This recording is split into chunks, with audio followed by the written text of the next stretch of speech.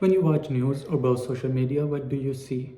Political tensions, religious conflicts, growing divisions globally. These aren't new issues, but they seem more pronounced today. Why? For much of the 20th century, scholars predicted that as societies modernized, religion would fade away, but the opposite is true. The Pew Research shows that more than 84% of people globally identify with a religious group.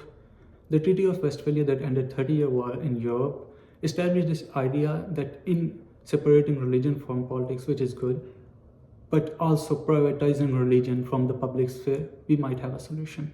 But the research shows that excessive restriction on religious thought in public sphere gives excessive leverage to fundamentalist and extremist forms of religion.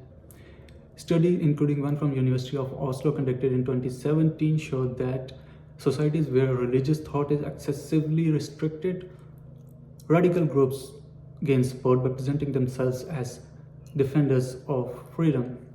So how we can resolve this conundrum?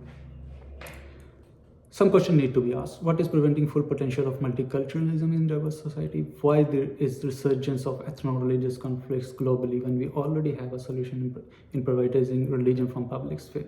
And how we can imagine a society where secular and religious communities coexist without suppressing voices. Philosophers like John Rawls suggest that the issue is in religious language, which looks more authoritarian in nature. So we need to invent a filter to translate them in secular language, but we don't have a filter yet.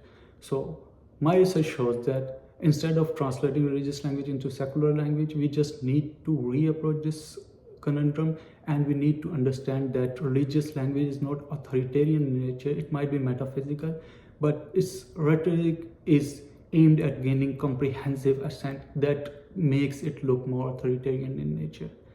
So instead of suppressing religious voices, we need to re-engage with religious voices, keeping this nature of religious rhetoric or religious scriptures in mind. In doing so, we might have a solution for many of modern day world problems.